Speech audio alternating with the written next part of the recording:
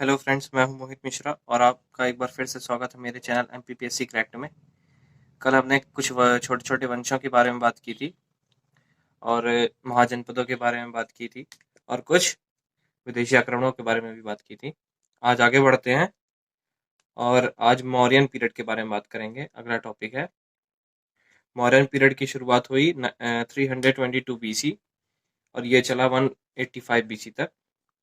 Mauryan period में मौर्य वंश की स्थापना हुई। जैसे कि कल हमने पढ़ा था कि नंद वंश का आखिरी रूलर था धनानंद।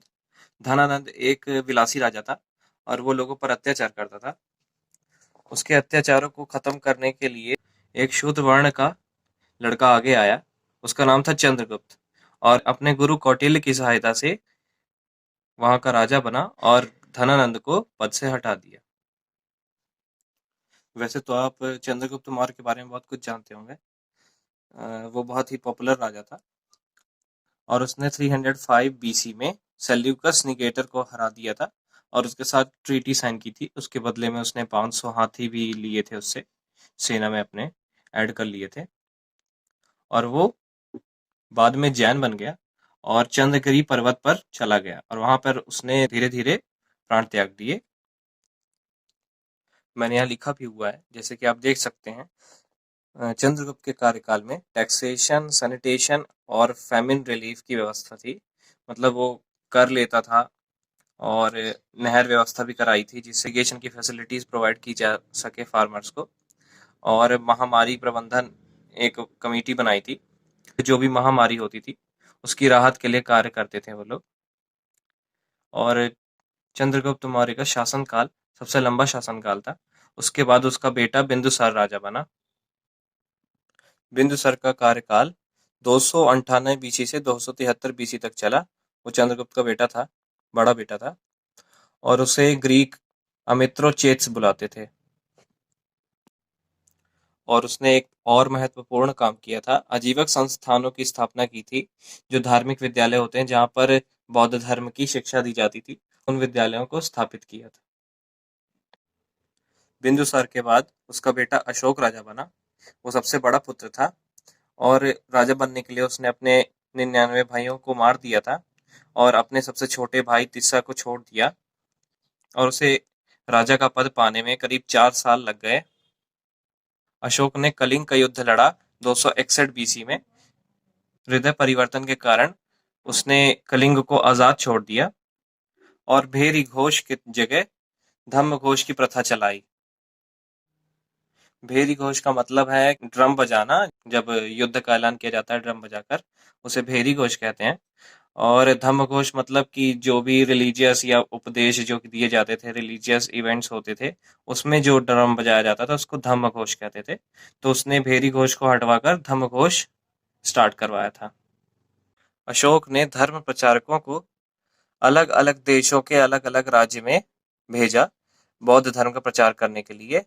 और उसकी मौत के बाद उसका साम्राज्य दो भागों में बंट गया था, पूर्वी भाग और पश्चिमी भाग। पश्चिमी भाग में कुणाल राज करता था और पूर्वी भाग का राजा था दशरथ। उसके बाद के मौर्यन रूलर्स इतने पावरफुल नहीं थे और बृहद्रथ आखिरी राजा था, जिसको कि उसी के सेनापति पुष्यमित्र शुंग ने हत्या करके राजा बन गया था और एक नए वंश की स्थापना की थी। उसे शुंग वंश कहते हैं। तो ये तो था मौर्य वंश और अब हम इस मौर्य वंश के शासन प्रबंधन के बारे में कुछ जानकारी देखेंगे। तो मौर्य काल में राजा सबसे बड़ा प्रतिनिधि होता था, लेकिन राजा के सप्त अंग होते थे। उसके शासन के 7 अंग होते थे। उसमें आता था राजा खुद, अमात्य जो कि एडवाइजर होता है, और जनपद मतलब कि छोटे छोटे स्टेट्स, दुर्ग जो होता है किला, कोष जो मतलब उसके धन होता है, जितना भी संपत्ति होती है राजा की वो कोष में आती है, और सेना मतलब आर्मी, और मित्र, मित्र तो मतलब जानते हैं आप, फ्रेंड। तो ये 7 अंग थे जो कि राज्य शासन में मदद करते थे।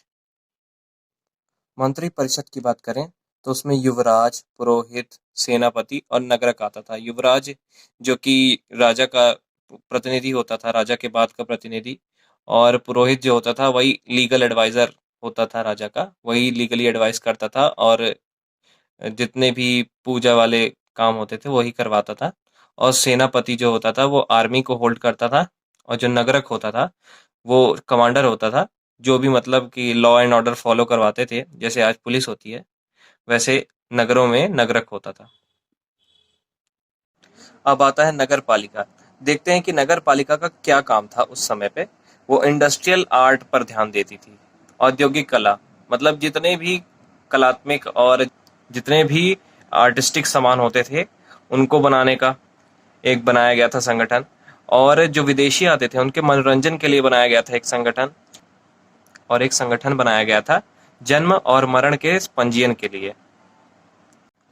ऐसा ही व्यापार के लिए एक संगठन बनाया गया था, ट्रेड और कॉमर्स का। और एक संगठन ऐसा बनाया गया था जिसमें जनता अपना सामान खुद लाकर बेच सके। और कर वसूली के लिए भी एक संगठन बनाया गया था जो 1/10 भाग कर वसूलता था लोगों से किसी भी सामान पर। तो ये थे नगर पालिका के 6 संगठन जो उस समय पर थे। आइए अब आर्मी डिवीजन की बात करते हैं। सेना में कौन कौन से संगठन थे? 5-6 तरीके के संगठन थे। पहला था इन्फेंट्री या पैदल सेना, घुड़सवार सेना, हाथी, रथ, नौसेना, और वाहन ट्रांसपोर्टिंग सिस्टम बनाते थे, जैसे जहाज से यहाँ से वहां ले जाना सेना को। आइए अब आर्थिक व्यवस्था की ओर चलते हैं। उस समय पे जो भी किसान होते थे उन पर 1/4 या 1/6 कर लगाया जाता था। जो भी प्रोडक्शन होता था उसका 1/4 या 1/6 पार्ट उनको कर के रूप में या टैक्स के रूप में देना पड़ता था। उस समय सेतु बंधन किया जाता था, मतलब सेतु इरिगेशन फैसिलिटीज के लिए ब्रिजेस बनाए जाते थे, अलग अलग डैम्स बनाए जाते थे, और पानी पर भी टैक्स लगता था। जितना पैसा देते थे उतना ज्यादा पानी इरिगेशन के लिए प्रोवाइड किया जाता था। किसी और देश से दूसरे सामान नहीं लाता था, जैसे कि माइनिंग वाले सामान और नमक और शराब और हथियारों को क्रय नहीं करता था। मैंने यहाँ कुछ पोर्ट्स के नाम लिखे हुए हैं। भरोच, सुपारा और ताम्रलिप्ति, ये 3 पोर्ट्स थे। इन्हीं से आयात निर्यात किया जाता था। और उस समय पे चांदी के सिक्के चलते थे, वही करेंसी थी उस समय की। सामाजिक व्यवस्थाओं की ओर बढ़ते हैं। जैसे कि आप देख रहे हैं मैंने लिखा हुआ है, उस समय वैश्य और शूद्रों के बीच जो डिफरेंस था, उनके बीच में जो अंतर था वो कम होने लगा, और कुछ शूद्रास जो थे वो वैश्य की कैटेगरी में आने लगे थे। मेगास्थनीज ने अपनी किताब इंडिका में बताया है कि मौर्य काल में समाज 7 भागों में विभाजित था। लोग इन 7 क्लासेस में ही अपने जीवन का निर्वाह करते थे। ये 7 क्लासेस हैं: फिलोसोफर या दार्शनिक, किसान, सैनिक, चरवाहे, शिल्पकार, दंडाधिकारी या पार्षद। ये 7 कैटेगरीज थी। इसी में समाज डिवाइडेड था। मेगास्थनीज जहाँ से आया था वहां पर ज्यादा गुलामी करवाते थे लोग, यहाँ पर कम करवाते थे, इसलिए उसे ऐसा लगता था जैसे यहाँ पे गुलामी नहीं होती है। और इस समय में महिलाओं का स्थान थोड़ा उठने लगा था। महिलाओं को बड़ी बड़ी जॉब्स मिलने लगी थी, जैसे कि किंग का बॉडीगार्ड और जासूस और कई दासियों का काम, और महिलाओं को कई फैसिलिटीज प्रोवाइड की जाती थी। इस समय में महिलाओं का पुनर्विवाह भी हो सकता था, और डाइवोर्स सिस्टम भी चलता था, तलाक भी दे सकती थी औरतें। तो ये था सामाजिक पक्ष। अब हम कल आगे बढ़ेंगे और मौर्य काल के कुछ आर्किटेक्चर्स और स्क्रिप्ट्स के बारे में बात करेंगे। जो भी स्तूप और अलग अलग आयरन पिलर्स बनवाए गए थे उस समय पे, उनके बारे में चर्चा करेंगे। आज के लिए बस इतना ही। जुड़े रहिए एमपीपीएससी क्रैक्ट से।